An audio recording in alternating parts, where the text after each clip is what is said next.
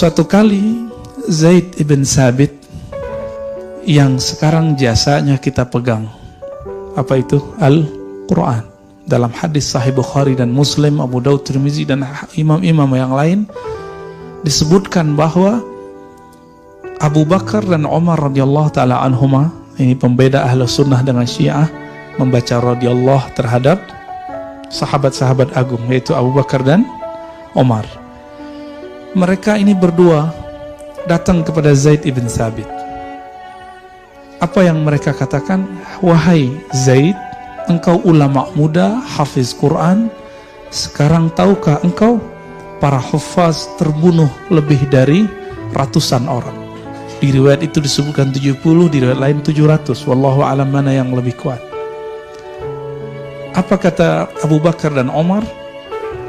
Seandainya engkau mengumpulkan Quran, tentulah elok, tentulah baik. Apa kata beliau? Hal taf'alani ma lam yaf'al bihi Rasulullah sallallahu alaihi wasallam. Wahai tuan-tuan yang agung, wahai Abu Bakar dan Umar, apakah engkau melakukan apa yang Rasulullah tidak lakukan? Berarti di situ ada dua konsep, dua definisi mengenai bid'ah. Definisi Abu Bakar dan Umar dan definisi Zaid. Abu Bakar dan Umar radhiyallahu taala anhuma ketika memahami suatu kebaikan, maka itu dianggap bagian dari sunnah meskipun Nabi tidak buat. Namun Zaid ibn Sabit, kalau Nabi tidak buat, tidak lakukan, maka itu adalah bid'ah. Ada dua mazhab. Jadi dari dulu mazhab itu sudah ada. Maka antum yang memaksakan mazhab itu jadi satu, itu mustahil. Yang ada itu mazhab didialogkan, bukan dibenturkan. Coba lihat apa yang mereka lakukan.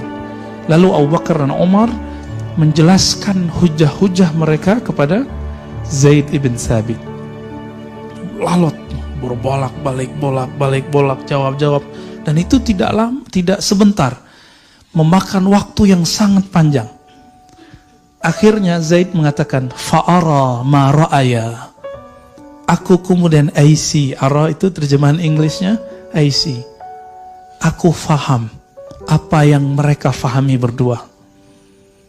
Maka Zaid bin Sabit menerima, tapi beliau mengatakan, seandainya engkau merintahkan aku an anqula jabalan ila jabalin, memindahkan gunung ke gunung yang lain, tentu lebih mudah daripada memindahkan Al-Quran kepada satu tempat.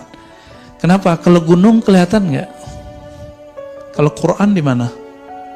Di dada. Gimana ngumpulinnya? Namun Zaid bin Sabit ternyata terima. Kita baca kisah itu, ternyata kisah itu sebelumnya yang berdebat adalah Abu Bakar dan Umar. Ternyata Abu Bakar dan Umar pun beda faham. Zaid bin Sabit di awal satu faham dengan Abu Bakar. Yang Nabi tidak buat, hal taf'al ma lam yaf'alhu Rasulullah, apakah engkau buat satu yang tidak buat oleh Rasulullah sallallahu alaihi wasallam? Maka itu bid'ah. Tapi Umar mengatakan, kalau kita tidak kumpulkan Quran, maka umat setelah kita, generasi setelah kita mau baca Quran apa? Maka beruntunglah antum, karena bid'ahnya Umar, kita masih dapat baca Quran. Dan sekarang udah jadi Android ya, ada di handphonenya nggak? Ada di smartphone. Itu adalah bid'ahnya Umar. Lalu mereka dialog. Dialog itu tidak ada di sana. Ente syubhat, Umar, nggak ada. Manhaj kita beda loh. Saya nggak mau dengerin. Kabur gitu, nggak ada. Nggak ada kalimat itu muncul. Tapi di situ bertanya, hal. Itu kan pertanyaan. Pertanyaan sopan. Hal taf'al ma lam yaf'alhu Rasulullah. Hei Umar, apakah engkau buat yang Nabi tidak buat? Sopan nggak tuh? Cuma nanya konfirmasi, maksud kamu apa? Tapi enggak, itu ente bid'ah, nggak bisa, nggak gitu ya. Kawan saya khutbah di satu tempat, cuma sayangnya dia tidak tahu adab di tempat itu nggak boleh angkat tangan. Diangkat-angkat tangan kemana-mana. Berdirilah seseorang, angkat tangan lagi, ente turun. Di sini khutbah ente gak bener, gak beradab ente. Mana yang gak beradab? Yang negur di bawah atau yang di atas? Jadi yang negur lupa, dia negurnya gak pakai adab. Seharusnya gimana caranya? Tunggu selesai dulu, dia qadha dulu sholatnya. Kalau memang dia gak yakin sahih, dia sholat zuhur dulu, habis itu baru dia ajak ngobrol tuh orang. Atau selesai sholat diajak langsung ngobrol, bukan berdebat tapi berdialog. Jadi teman-teman semua, ini yang kita sebut piknik. Ternyata pemahaman yang sempit itu bisa dipiknikkan. Maka selamatlah antum yang suka piknik, yang ngajinya bukan kepada satu orang. Amalkan sikap Abu Bakar dan Umar. Adakah yang lebih mulia dari mereka setelah Rasulullah SAW? Gak ada. Nabi mengatakan apa? Iktadu bisyaykhaini, ya. Hendaklah kamu iktidak, mengambil qudwah dengan dua syekh yang hidup min ba'di, setelah hidupku. Ini pesan Rasulullah SAW.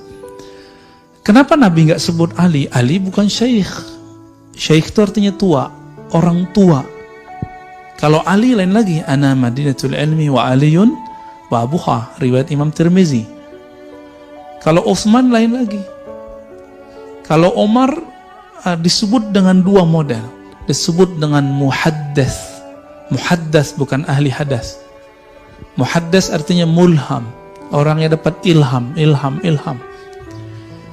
Maka ketika Umar radhiyallahu taala anhu melihat orang di malam Ramadan, ada yang ruku, ada yang sujud, ada yang berdiri, ada yang lagi tidur-tiduran, ada yang senderan, ada yang baca Quran, beliau mengatakan, seandainya engkau hai Ubay memimpin mereka sholat, dipimpinlah sholat berapa rakaat? 20 rakaat. Dan rakaat itu sampai sekarang masih bertahan di Madinatul Munawwarah dan Makkah Al-Mukarramah, ya. Al-Madinah Al-Munawwarah dan Makkah itu masih 20 rakaat. Cuma di sini pengurusnya kan sayang sama jamaah. Takutnya kalau lebih dari 11 kabur atau pingsan. Baik. Apa kata Umar? Ni'matil bid'atu hazihi. Ketika melihat orang-orang ruku rapi semua, sujud rapi semua, semuanya rapi. Apa kata beliau? Ni'matil bid'atu hazihi. Senikmat-nikmat bid'ah itu ini. Anaknya Abdullah bin Umar. Anaknya siapa? Umar. Beliau itu melazimkan, mengkontinyukan sholat duha. Nabi tidak pernah mendawamkan sholat duha. Lalu ditanya oleh seorang muridnya, apakah engkau buat yang Nabi tidak buat? Nah, kira-kira sama begitu. Apa jawaban beliau? Ni'matil bid'atu hazihi. Senikmat-nikmat bid'ah itu ini. Dan ini semua riwayatnya sahih. Maksud kalimat-kalimat ini apa?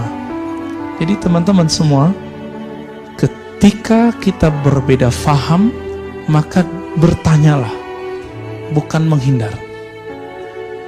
Maka konfirmasilah, bukan menuduh syubhat. Itu maknanya. Karena inti dari agama kita bukan mengenal sunnah bid'ah, tapi inti dari agama kita adalah al-akhlaq al-karimah, yang disebut dalam hadis husnul khulq, akhlak yang baik.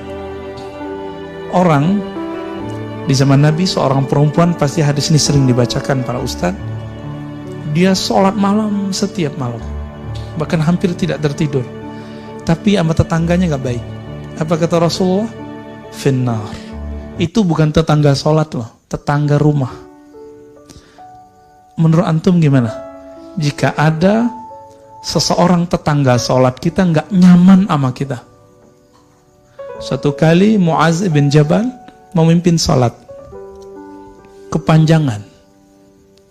Di belakangnya banyak orang-orang pekerja kayu, pekerja pengangkat batu. Hadis Sahih Bukhari, Muslim, Abu Daud, Tirmizi. Dan hadis ini sangat mengagetkan saya. Kenapa? Nabi SAW ternyata pronya bukan sama orang yang keluar dari sholat. Jadi ada seorang pekerja keras, dia udah kecapean sholat. Dia pengennya Mu'az itu baca li'ila fi Quraisy atau alam nasrah aja deh gitu. Kenapa? Kakinya udah gemeteran ya. Daripada pingsan mending dia mundur. Akhirnya dia mundur, lalu dia selesaikan sholatnya sendiri. Selesai sholat, Mu'az dikasih kabar oleh orang-orang, itu ada munafik. Munafik itu gimana? Saat sholat bersamamu dia keluar. Oh, jadi dulu ternyata kalangan sahabat itu memandang orang yang keluar dari jamaahnya munafik. Mirip-mirip sekarang lah ya. Oh, wah kayaknya udah kena syubhat nih. Gitu, kira-kira begitu ya. Syubhat itu kan bukan istilah yang benar. Syubhat itu kan istilah hukum yang tidak jelas. Antara halal dan haram disebut wa bainahuma umurun mutasyabihat. Syubhah. Maka istilah ini tidaklah pantas digunakan untuk menyebut ustadz yang berbeda faham dengan kita. Maka sebaiknya kita emang tidak perlu menyebut orang itu syubhat. Itu tidak benar. Cukup katakan aku beda dengan dia, selesai. Itu nggak masalah kok. Boleh nggak mengatakan beda? Boleh. Yang tidak boleh itu mengatakan apa tadi? Syubhat, karena itu ada cacian di situ. Sibabul muslim fisq. Ciri-ciri dai-dai fasik itu suka menghujat. Nauzubillah min zalik. Itu hadis sahih Bukhari Muslim. Sibabul muslim fisq. Di riwayat kedua fusuq. Mencaci sesama muslim. Siapa yang disebut muslim? Yang mengatakan la ilaha illallah Muhammad Rasulullah. Fasik. Fasik itu munafik. Baca surah Al-Munafikun. Munafikun disebut munafik di situ. Fasik di situ. Zalim di surat yang lain. Kafir di bagian yang lain. Jadi hati-hati dengan istilah ini. Maka teman-teman semua, jika antum berbeda, katakan apa? Kami berbeda. Selesai. Nah, lalu Nabi pro siapa? Kita coba lihat. Yang diadili orang yang tadi keluar atau Mu'az? Ternyata yang diadili Mu'az. Jadi Rasulullah itu di pusat kota Madinah itu bukan hanya tempat ibadah, tapi itu juga tempat untuk mengontrol dai-dai, imam-imam sekitar Madinah. Salah satunya adalah Mu'az ibn Jabal, yang dia itu sholat isya'nya 2 kali. Jadi habis sholat dengan Nabi, dia pulang untuk menjadi imam di kampungnya itu, di dusunnya. Berarti sholat isya itu boleh ditakhir dengan syarat jamaah.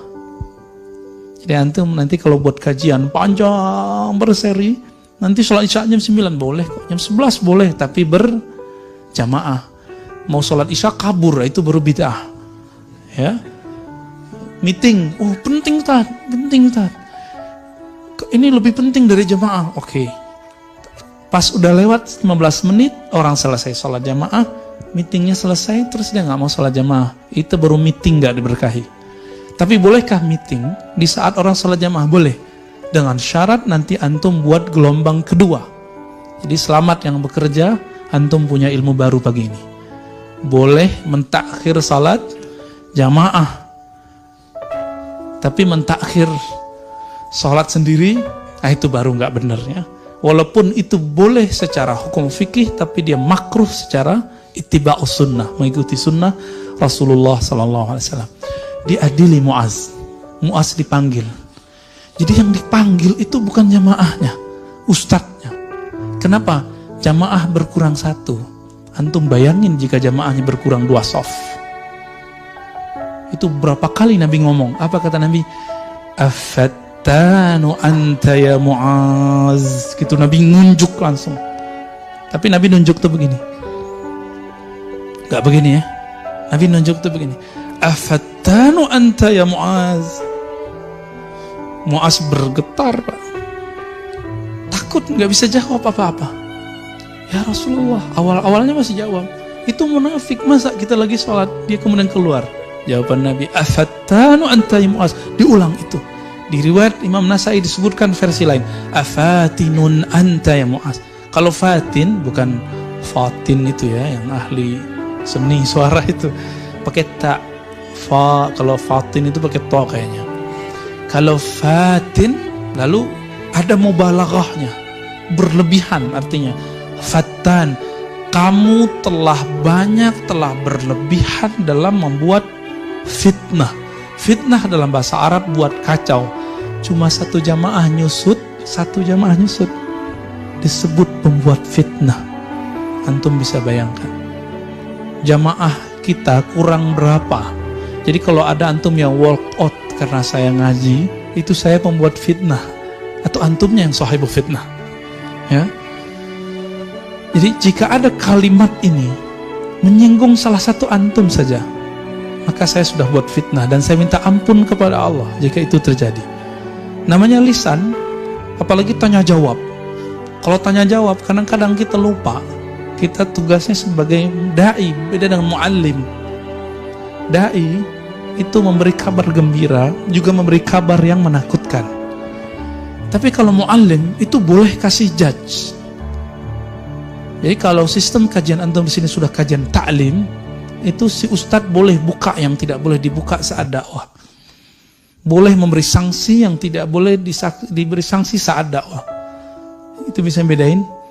Boleh tahzir yang perlu ditahzir tapi tidak boleh disampaikan dalam dakwah. Itu. Nah, orang-orang tidak bisa membedakan itu, tapi udah jadi dai duluan. Sehingga dia mentahzir di saat dakwah. Padahal dakwah itu basyiru. Kan kalimatnya begitu di Sahih Bukhari, basyiru, beri kabar gembiralah. Kalimat berikutnya apa? Yassiru, ya. Yassiru, apa arti yassiru? Mudahkan, bukan gampang-gampangkan, bukan, tapi beri kemudahan. Jadi teman-teman semua, saya minta ampun kepada Allah jika ada kalimat saya menyakiti orang-orang, menyakiti jamaah, membuat orang-orang kemudian berkurang. Tapi jika kalimat itu benar, pahit, saya mungkin berniat itu untuk ta'lim. Ya, biasanya kajian-kajian yang pakai kitab, saya menganggapnya itu ta'lim. Ya. Baik. Jadi sahabat Nabi berbeda faham mengenai apa itu sunnah dan bid'ah. Tapi mereka arif. Mereka kemudian dialog. Nah, dialog ini yang mahal. Maka jangan buat majelis debat. Buatlah majelis tukar pikiran. Konfirmasi aja. Konfirmasi. Jangan buat majelis bentak-bentak. Buat majelis konfirmasi. Nanyain baik-baik. Seperti Zaid bertanya kepada Abu Bakar dan Umar. Ini baru zaman sahabat. Sekarang kita masuk ke zaman tabi'in. Tabi'in, ya.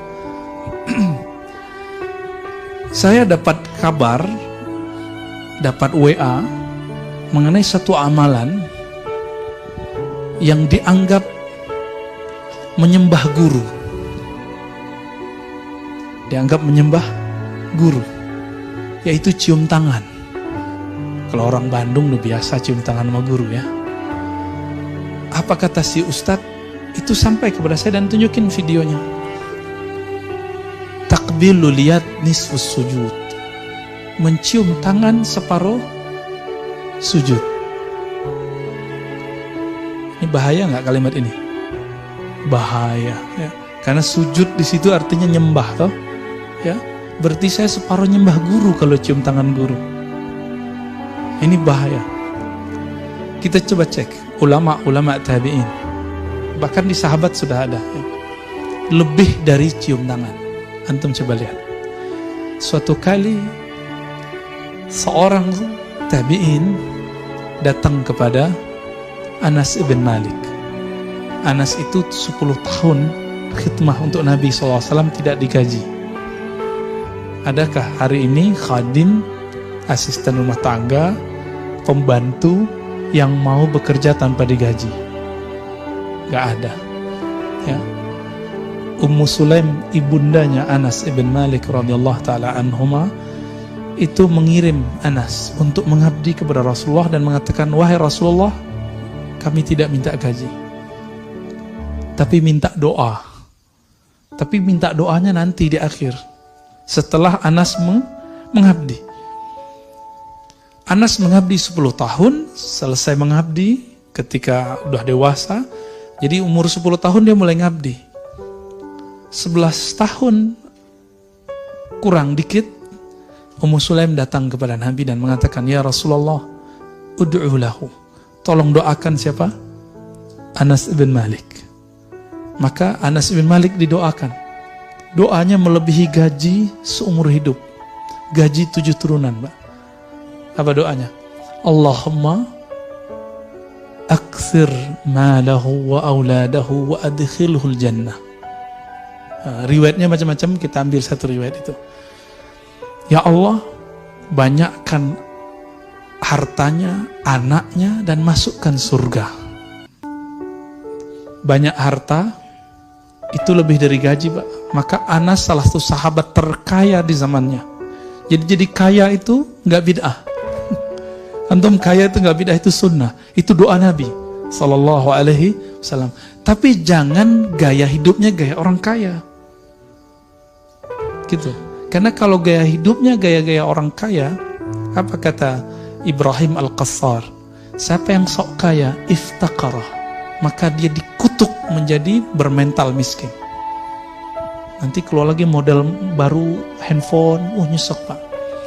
Mobil, apalagi mobil Jepang. Ya. Tiap tahun itu keluar bisa 2 kali. 2 kali modelnya. Yang Black Expander kemarin udah nyesek lagi. Yang beri kemarin Pajero Sport udah nyesek lagi. Ada lagi yang baru. Nyesek, kenapa? Gaya lifestyle-nya gaya orang kaya. Jadi apa kata Nabi? Allahumma ahyini miskinan. Ya Allah, jadikan lifestyleku seperti orang miskin. Orang miskin tuh dapat dikit senang, dapat banyak bersyukur. Udah begitu belum? Nabi kaya apa miskin? Sepakat? Yang bilang Nabi miskin gak kenal Rasulullah SAW. Perlu belajar sirah nabinya lebih banyak. Ditambah SKS-nya 20 kali lagi. Menafkahi seorang istri itu perlu ma'isyah nggak? Bukan ma'isyah ya, ma'isyah. Satu istri Nabi punya rumah, dibelanjakan, kemudian punya kendaraan, punya pembantu. Berapa kira-kira gaji orang yang punya kemampuan seperti itu hari ini? Antum hitung sendiri ya, karena gaji per kota akan beda. Istrinya 9, antum kali aja, yang tadi kali 9. Kaya nggak tuh? Kaya Pak, bukan kaya orang kaya, tapi kaya. Dan saya nggak habis pikir kalau ada orang mengatakan Nabi itu miskin. Kata Imam Subki, siapa yang bilang Nabi miskin, dia telah membuat murka para pecinta Rasulullah SAW. Karena para sahabat itu kaya. Itu doanya. Banyakin anaknya. Wah, ini problem nih bagi Ustadz sekarang ya. Banyak anak pasti banyak uminya anak-anak. Ya. Maka Anas mengatakan akramuna aksaruhum azwaja. Yang paling mulia di antara kami dulu yang paling banyak umi anak-anaknya. Berat nggak tuh? Ya itu yang antum belum sanggup, yang aneh juga belum sanggup kali ya. Terus di riwayat Muslim itu ada tambahan waghfir lahu, ampuni dia. Yang tadi saya bacakan wa adkhilhul jannah, masukkan dia surga. Udah banyak harta, banyak ibunya anak-anak, banyak anaknya, diampuni dosanya, masuk surga. Adakah gaji yang paling hebat dari itu? Gak ada. Anas ibn Malik mengatakan, aku mencium tangan Nabi SAW dan aku merasakan tidak ada tangan yang lebih sejuk, lebih halus melebihi tangan Rasulullah SAW. Ketika seorang sahabat ini berjalan, didatangi oleh tabi'in. Salah seorang tabi'in ini kemudian bertanya, ya Anas, hei Anas, hal ra'aitan Nabiya SAW? Apakah engkau benar-benar telah memandang Rasulullah dengan matamu? Apa jawaban Anas? Oh, na'am. Ra'aitu bi'ainayya. Orang itu nanya lagi, dengan mata yang mana? Mata yang ini. Ditunjuk matanya. Maka orang itu minta izin, wahai Anas, izinkan aku mencium mata yang matamu itu memandang Rasulullah Sallallahu Alaihi Wasallam. Nisfu sujud nggak? Saya nggak habis pikir itu, kenapa orang berani mengatakan ini cium mata, bukan hanya cium tangan. Bahkan Ibnu Abi Mulaikah datang kepada salah seorang sahabat Nabi dan mengatakan, mana lisan yang dulu lisanmu itu diludahi oleh Rasulullah Sallallahu Alaihi Wasallam, dikeluarin lidahnya, dicium lidahnya itu bukan homreng itu, Pak, bukan. Tahu homreng kan? Bukan. Itu yang disebut dengan bab at-tabarruk, bab mengambil keberkahan cinta kepada orang yang mencintai Nabi Sallallahu Alaihi Wasallam. Satu kali Umar, yang punya anak ini, Abdullah bin Umar lebih tepatnya, merindukan Nabi Sallallahu Alaihi Wasallam. Maka dia cari di mana dulu Nabi pernah jalan-jalan, dia cari jejaknya dan dia jalan di jejak itu sambil mengenang Rasulullah Sallallahu Alaihi Wasallam. Dikenang.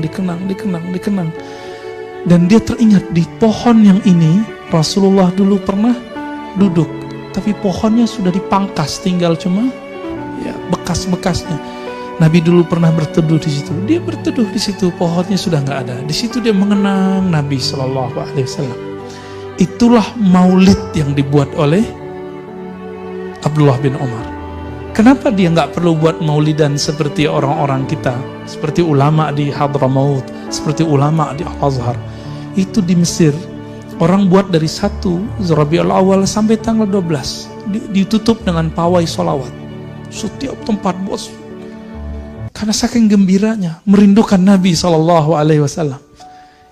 Bukan menyembah Nabi, tapi mengenang Nabi SAW. Karena kita tidak bisa melihat hari ini di manakah telapak Rasulullah. Kita nggak tahu di manakah pohon Nabi dulu berlindung. Maka teman-teman semua, kita husnuzon sama orang maulid. Mungkin dia ingin mengenang cinta para sahabat kepada Rasulullah SAW. Kalau kita nggak maulid, kita ganti namanya, kajian sirah Nabi. Ya. Maka saya setiap pagi saya kajian sirah Nabi, saya maulidan tiap hari. Nggak perlu nunggu 12 Rabiul Awal. Tapi kalau ada orang mau 12 Rabiul Awal, nggak apa-apa. Siapa yang mengatakan nggak apa-apa? Itu imam syekh yang dulu dinukil oleh guru antum, guru kita semua, guru anak-anak muda di Indonesia, Ustadz Adi Hidayat, yang karena nukil imam ini, beliau ditahzir oleh banyak orang. Siapa nama orang yang disebut oleh beliau? Sayyid Muhammad Ahlawi Al-Maliki. Gelar Sayyid bagi orang yang tidak faham dikira menyembah guru, disebut Taghut Makkah. Jadi salah seorang yang mentahzir Ustadz Adi dulu mengatakan, masa Taghut Makkah dikutip-kutip, diikuti, kira-kira begitu. Apa kata Sayyid Muhammad? Orang Makkah. Beliau, ayahnya, kakeknya, kakek dari kakeknya itu adalah pengajar Masjidil Haram sebelum Masjidil Haram dikuasai oleh orang-orang yang hari ini menguasai Mekah. Apa kata beliau? Jika engkau mengenang nabinya hanya sanggup sekali setahun, maka menurutku itu wajib. Kalau Abdullah bin Umar, Anas bin Malik setiap hari dia mengenang Rasulullah Sallallahu Alaihi Wasallam, maka nggak perlu maulidan. Ya, saya ditanya, Tat, bukannya maulid duluan yang buat Syiah? Saya jawab canda aja, Syibeh kali. Ya, di Syiah ada, betul, di zaman Fatimiyah. Tapi di kalangan Muslim itu Sultan Muzaffar, lalu dibangkitkan lagi oleh Sultan Panglima terhebat yang kita puji setiap saat, Salahuddin Al-Ayyubi. Jadi dua orang ini, kita nggak ikut maulidnya Syiah, kita ikut maulidnya Ahlus Sunnah. Maka jika disebut bid'ah, teman-teman, mari coba kita bandingkan bid'ah menurut para sahabat, para ulama dengan bid'ah menurut para pendakwah hari ini. Itu jauh berbeda. Satu kali Syekh Al-Islam Ibn Taymiyah, Yang saya juga punya kritik terhadap akidah beliau, tapi saya tidak membenci beliau. Saya mencintainya, seperti Syekh Yusuf An-Nabahani mengatakan aku mencintainya, namun aku mengkritiknya. Karena kritik itu boleh-boleh aja, yang nggak boleh mencaci. Antum kritik kita itu boleh, tapi mencaci itu tidak boleh. Syekh Ibn Taimiyah rahimahullah punya kitab judulnya Iqtida' Shiratal Mustaqim. Apa kata beliau? Al-bid'atu adalah, bid'ah itu adalah kullu ma lam yadulla alaihi dalilun syar'i. Bid'ah secara ilmu hukum Islam bukan yang Nabi tidak buat, tapi bid'ah adalah yang tidak ada dalil syaraknya. Pertanyaannya, yang udah pernah ngaji di pesantren atau di sini ada ustadz ngaji usul fikih, yang disebut dalil syariat ada berapa? Yang disepakati ada 4. Quran, sunnah, ijma', qiyas. Yang diperdebatkan oleh imam-imam mazhab ada lebih dari 10. Ada namanya maslahat. Apalagi? Istihsan, uruf, qaulus sahabi. Banyak sekali. Syar'u man qablana. Terus. Semuanya masuk di situ. Jadi ketika orang-orang mengatakan, oh nggak ada di Quran, kita lihat di sunnah. Nggak ada di sunnah, kita lihat di ijma. Nggak ada di ijma, kita lihat di qiyas. Jika tidak ada di 4 ini, maka siap-siap terjadi ikhtilaf di antara ulama. Tolong bedakan, ikhtilaf ulama bukanlah bid'ah. Kalau ulama yang ikhtilaf belum bid'ah. Tapi kalau tidak ada ulama yang beramalkan baru bid'ah. Jadi kalau masih ada nih perdebatan, ini mengatakan boleh, ini mengatakan tidak boleh, maka dia tidak bid'ah. Ini paling gampang. Kalau antum belum sampai level ustadz, mampu baca kitab, udah gampangnya gimana? Jika masih ada ulama yang mengatakan ini baik, ini tidak baik, maka yang baik adalah sunnah. Berarti sunnah bukanlah sesuatu yang Nabi buat saja, tapi sunnah itu setiap amal yang Nabi SAW buat ataupun tidak buat, tapi ada dalilnya. Nabi pernah nggak ngaji hari Ahad pagi begini? Yang hari Ahad kajian itu agama apa? Tasyabuh nggak? Tasyabuh nggak? Enggak lah, ya. Kenapa? Materinya beda, walaupun sama-sama hari Ahad. Yang liburan hari Sabtu siapa? Yahudi. Antum liburan nggak hari Sabtu? Jauh-jauh amat nunggu 1 tahun, ya. Akhir tahun, awal tahun untuk mengatakan tasyabuh. Kita tasyabuh kerja tiap, iya, walaupun perkara dunia. Ngajinya kan sekarang ada kajian Sabtu, kajian Minggu. Mana orang mau buat kajian Jumat? Paling yang bapak-bapak ini ada bapak khutbah Jumat. Jadi ibu-ibu, mbak-mbak, akhwat-akhwat jangan bangga dulu. Kami ngaji 3 kali setiap minggu, setiap pekan. Sebulan berarti 12 kali. Tunggu dulu, bapak-bapak dapat khutbah Jumat setiap Jumat. Benar nggak? Ya lebih canggih gitu, ya. Tapi dimulai dengan ngorok dulu, ya. Innal hamdalillah. Ya. Bangunnya nanti pas antara 2 khutbah, Pak. Ya. Makanya kalah sama ibu-ibu di belakang, ya. Baik, ini level Ibnu Taimiyah, wafat tahun 728 Hijriah. Oleh karena itu, ini sebagai contoh. Suatu kali Imam Safadi meriwayatkan Syekh Ibnu Taimiyah, ya, syekhnya para imam-imam ini, mewiridkan baca Al-Fatihah ba'da subuh menjelang syuruk 40 kali. Nabi pernah buat nggak? Nggak, ya? Serius? Nggak tahu atau emang nggak ada? Emang nggak ada kok.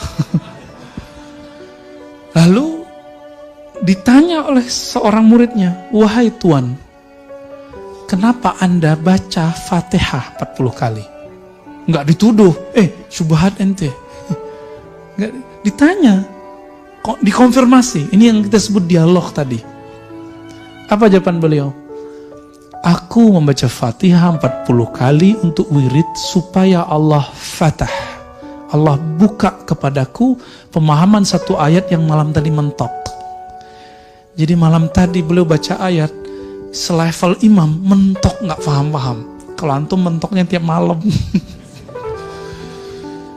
Satu ayat mentok, terus dibaca Fatihah biar kebuka.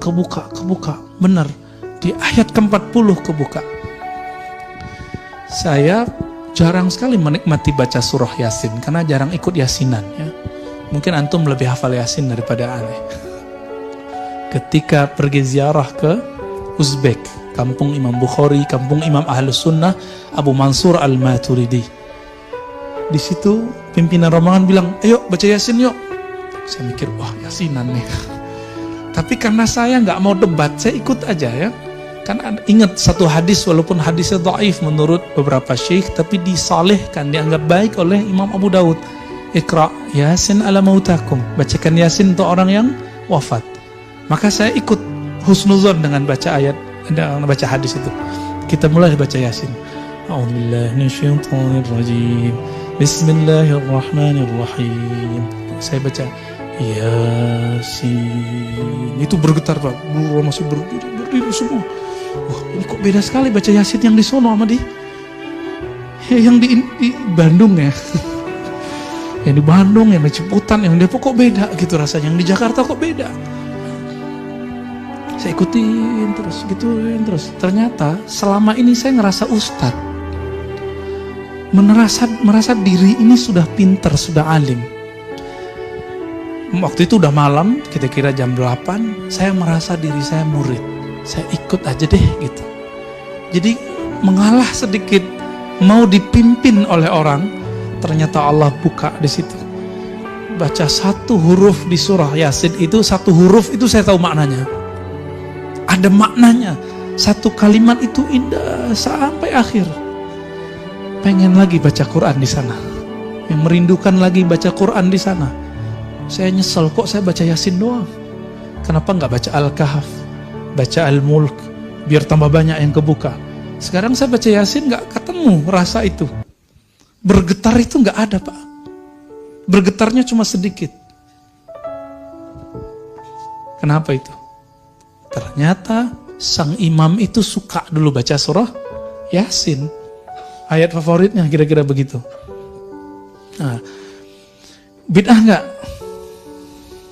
Ada dalilnya kok. Ini ingat antum.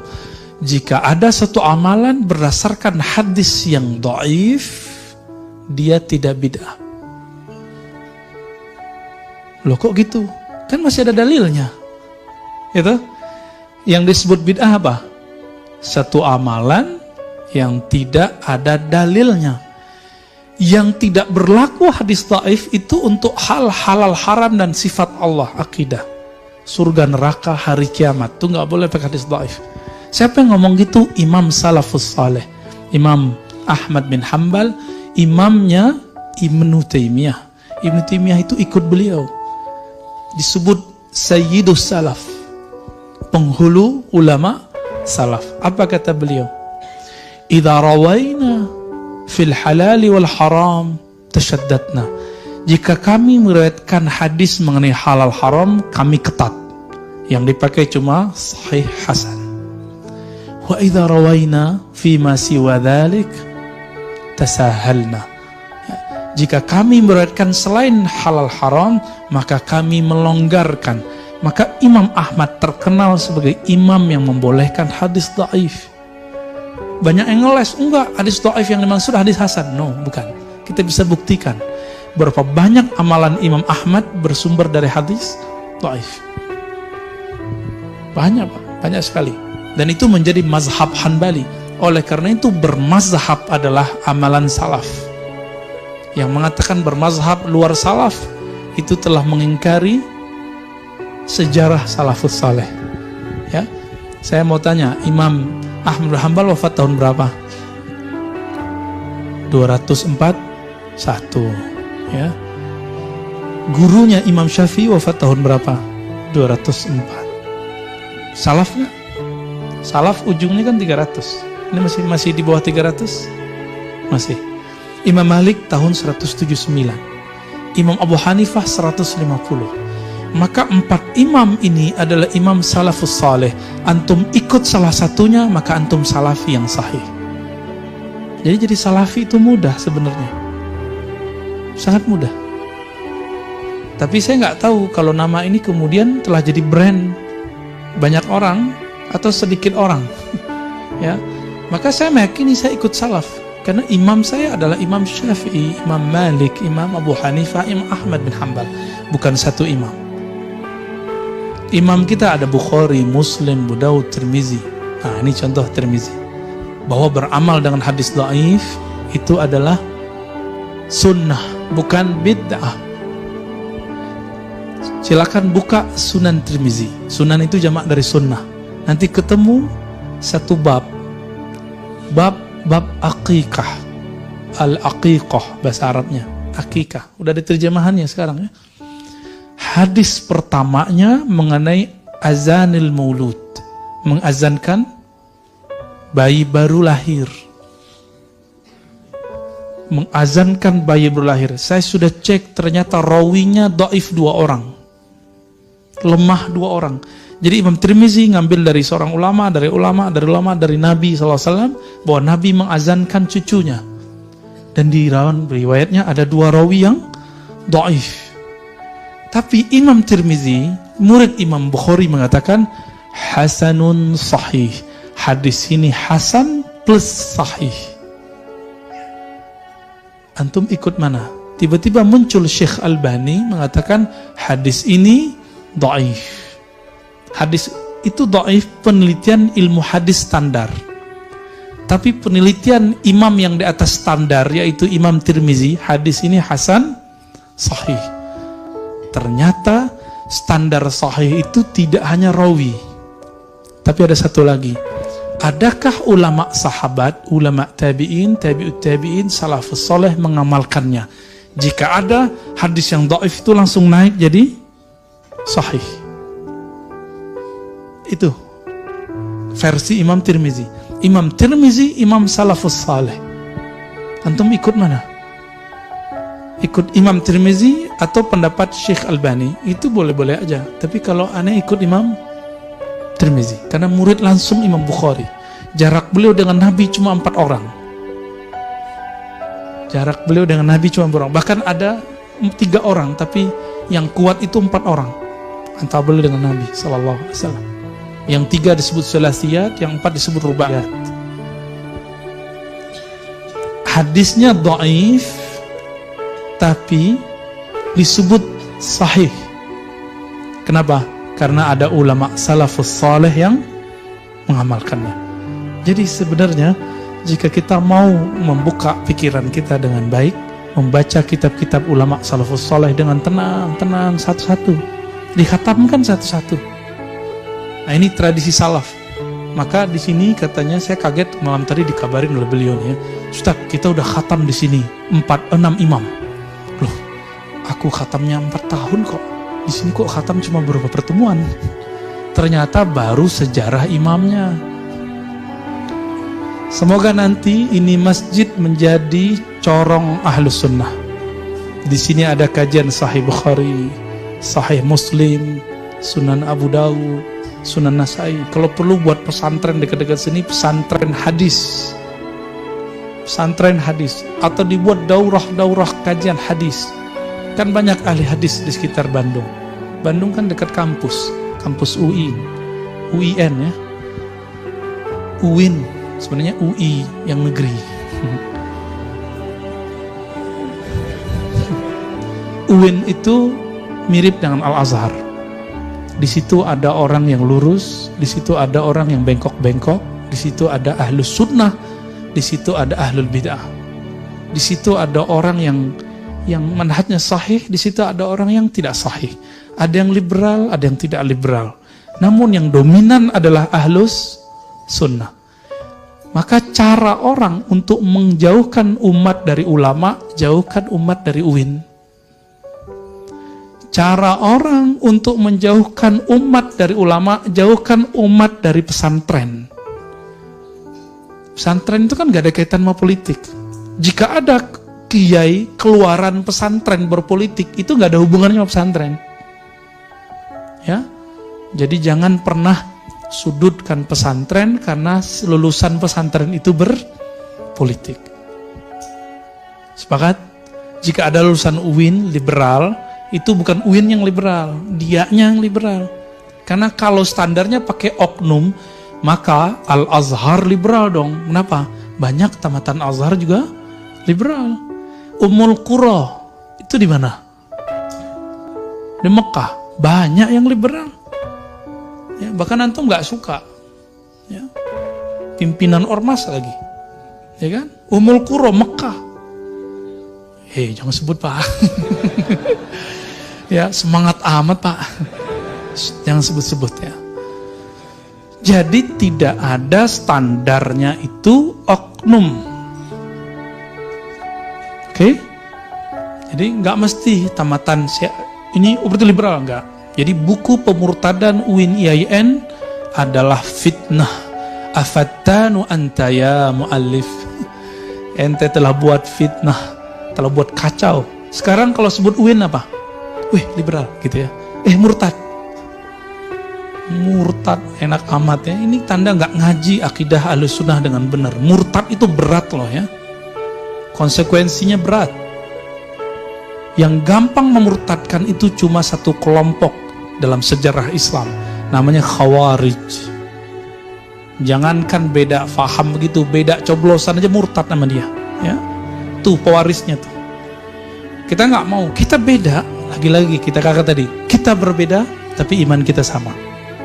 Ya, jadi ciri-ciri Khawarij apa? Beda satu, udah. Maka terjadi di situ perperangan, pertarungan, hujat-hujatan. Nauzubillah min dzalik. Maka jika antum dihujat syubhat, nggak usah khawatir. Dulu Ali bin Abi Thalib dikafirkan. Jadi kalau ketemu Ali, orang tuh manggil ya kafir.